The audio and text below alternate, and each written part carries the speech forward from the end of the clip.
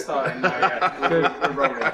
So, Rob, familiar circumstances, Bruntingthorpe, wide open spaces, bit of a wind, testing weather conditions, but this is a very different sort of day, though, a different feel to it, and exactly what should be happening. Lots of young drivers from all over the world coming to be evaluated in a common area with common parameters.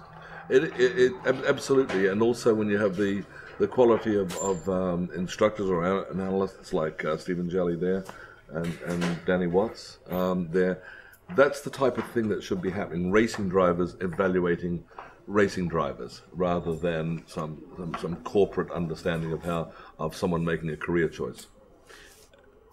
What makes this different, of course, is that there is no big panel up there deciding who is the shortlist that we should be evaluating. These are young guys from all forms of racing, different ages, relatively young, all different parts of Europe at the moment, possibly even the Americas.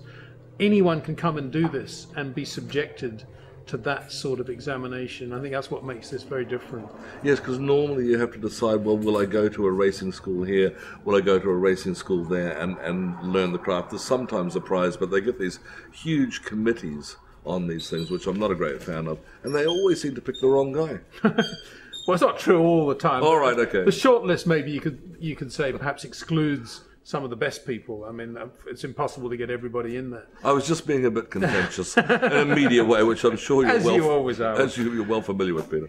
But let's talk about how you look at drivers. You've been doing this for many years now, and the things you're using here, the criteria, the car, the circuit, the way you're looking at the drivers is no different, maybe slightly different cars to normal, but those lovely little Arbas. But the reality is you've got such a database now that in a relatively short period of time, you can start to make evaluations with the help of Stephen and Danny. Yeah, well, you look at the cross-fertilization is good because almost everyone's been here. We know a number of the Formula One drivers or the rally drivers or people we've heard of. And if we haven't had them here, we've had the brother, or the teammate or the something. So it's pretty easy within a few laps to know where this person's going to fit. And we're not just looking at things like how late can they brake, what's the mid-corner speed, are they bold enough to get on the throttle early. A lot of people can do that. It's the communication with the surface. It's how you can relate to the surface so that the driver becomes at one with the car becomes at one with the surface, they become at one with the surface, and you can almost transcend the car. And when you have those rates of input, it's like having your own shock absorber in the car, a special spring or something. And once that all harmonizes, you've got a true racing driver. It's an art and a craft. We're looking for that. Some people may say, but these are road cars, they're not racing cars. How can those elements be obvious in a road car? Well, the physics are exactly the same. Weight moves about no matter what. Whether it was a pinball machine, running along there, or a train running along there. The physics are the same. Well, the good part of it is that it elongates, it amplifies any problems or good sides that drivers have. And so because it goes on for so long, the cars are basically, they're not plates of custard, they're great little cars, but nevertheless you can feel the movement of the driver going on for quite a while. And because there's time to evaluate or to feel it, you can then say to the driver, no, that's not what I meant, like this, and they can feel it rather than just looking through the windscreen of some two-seater LMP1 car going and just hoping that everyone's going to stay alive going around the track. The movements are camouflaged in those. This way we can actually have a dialogue, and let's do it another 5 times until we get it right. And we're doing this, of course, in the context of an era that is very different from the one in which you grew up as a race driver.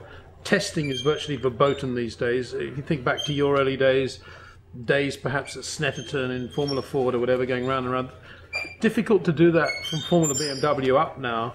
And I guess, therefore, that this sort of day and doing days like this at Bruntingthorpe, not like this, but on their own individually, is maybe the only way forward for drivers these days, because what else can they do? I know there's simulators, but that's what they are. They are simulators.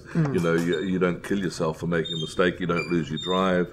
Actually, as a driver put the other day, very, very well, I think. He got off a simulator, didn't like it that very much, and said quite correctly, what's the inference here? That if I am not fantastic on the simulator, I can't drive a racing car. Well, that racing driver's won a lot of races. And sometimes that inference does exist. So that has its limits. So yes, learning your art and craft here, and then you can take that to wherever you go. You can shortcut a lot of testing and so on. So it is a very, very good place. And you're right about the testing. There should be, I think, more testing. And because we used to do that all the time. Driver practice maybe not always testing. But that seems to have gone. So this is a good place to do it.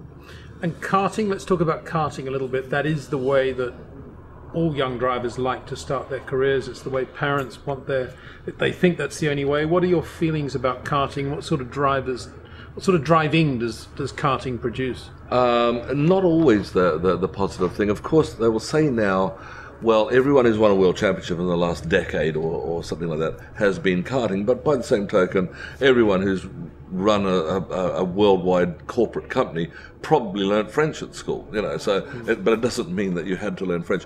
Karting's very good because it gets the drivers into a competitive environment. They're used to having to deal with competitors, get the best equipment, get used to playing the mind games with the drivers. All of that stuff is very, very, very good. But it also does tend to, it's a different style of thing. Mid-corner momentum, brutal movements, those sort of things are part of it. And I've had a number of kart drivers that have come through to become racing drivers. You almost always have to deconstruct them a little bit and build that bit of shock absorbing into their bones, because whereas a kart is directly connected to your brain, you think and it happens. A car, you have to sort of write a letter to it. Even a supposedly stiff single-seater, which doesn't appear to move, it does move. So you need to build that into it. It's half okay. But it is a racing environment, so they could do it from the age of 8, so therefore they were doing it. But the reason that they'd be world champions is not specifically because they drove a kart, because they're in a competitive environment for all that time perhaps. But you can get drivers that never really drove karts. Damon Hill was one.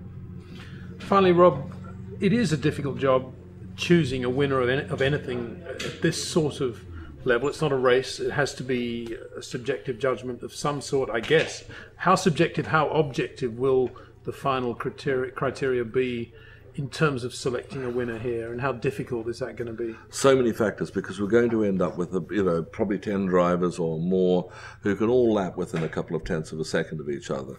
Then you'll be looking at their rates of body movement. How hard are they going to work the car? I saw something the other day that the harder a driver gripped the wheel and the more abrupt their movements were, the higher their tyre wear rate was, the more fuel they used, and that is understandable. So therefore you'd be looking for someone that's slightly more sympathetic but still fast.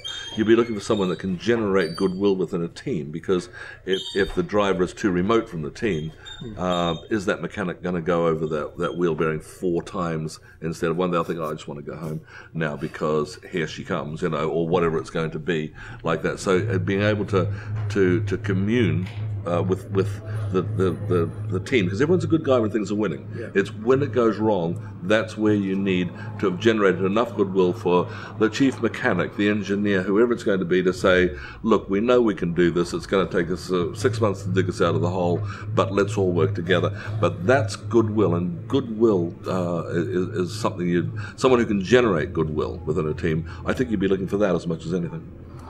I'm sure we'll find it too. Rob, thank you very much. Thank you, Peter. Okay.